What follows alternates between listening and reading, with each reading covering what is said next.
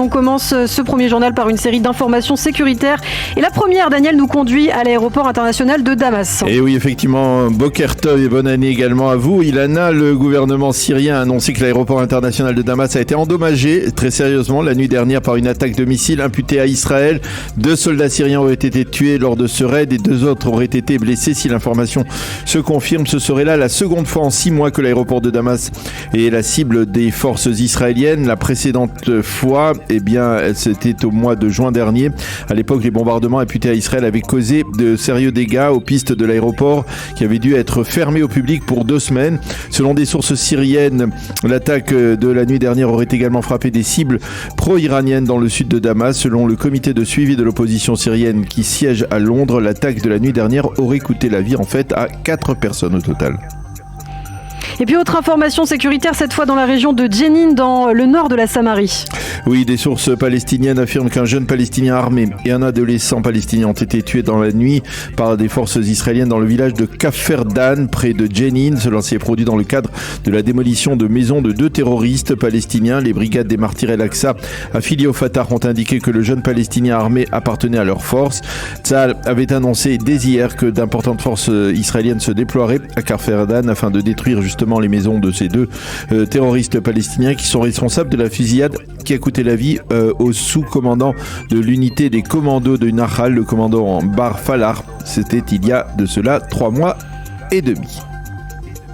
Et puis on l'apprenait, le nouveau ministre de la Sécurité nationale a l'intention de monter sur le mont du Temple dès demain ou mercredi pour la première fois en tant donc que ministre du gouvernement israélien. Oui, et les proches conseillers d'Itamar Ben-Gvir ont prévenu les forces de police de son intention dès la semaine dernière, avant même qu'il ne prenne donc ses fonctions. Hier, lors d'une cérémonie de passation de pouvoir qui s'est tenue au quartier général de la police à Jérusalem, la police doit justement donc débattre de l'intention d'Itamar Ben-Gvir dès aujourd'hui dans le cadre de réunions de préparation au sein du Hamas. On s'est empressé de réagir à cette décision et l'on déclare toute escalade dans la mosquée d'El-Aqsa, je cite, est comme un détonateur qui menace d'exploser. C'est le gouvernement israélien qui devra endosser la responsabilité de cette explosion.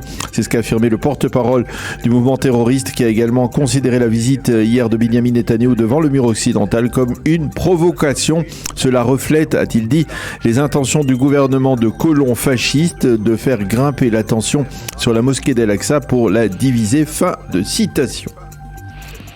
Et puis par ailleurs, Benyamin Netanyahou devrait effectuer très prochainement une visite officielle à Abu Dhabi. En effet, le chef des Émirats Arabes Unis, Mohammed ibn Zayed, a invité le nouveau Premier ministre en visite officielle dans les Émirats. On se souvient que Benyamin Netanyahou, qui est l'un des artisans des accords d'Abraham, n'avait pas pu se rendre en début de l'année 2021 dans les Émirats en raison de la proximité des élections israéliennes et parce que les Émirats ne voulaient pas donner le sentiment de s'immiscer dans la campagne électorale. Finalement, c'était Naftali Bennett qui avait été le premier chef de gouvernement israélien à se rendre à Abu Dhabi.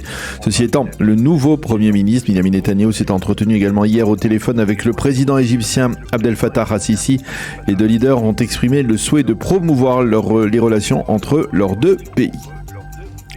Et puis enfin, pour terminer, Daniel, la Banque d'Israël devrait annoncer aujourd'hui l'augmentation des taux d'intérêt directeurs. Et les experts économiques estiment que cette augmentation sera d'entre 1/4 et 3/4%.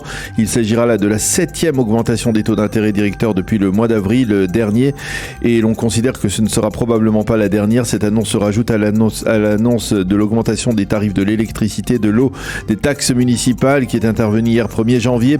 Cette augmentation des taux d'intérêt directeurs devrait sensiblement augmenter les remboursements des prêts hypothécaires des Israéliens.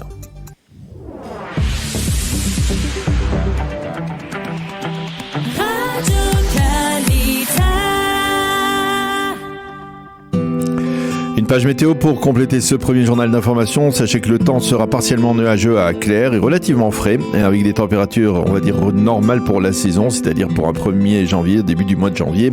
Il fera 11 degrés à Jérusalem, 18 à Tel Aviv et 23 degrés à Eilat.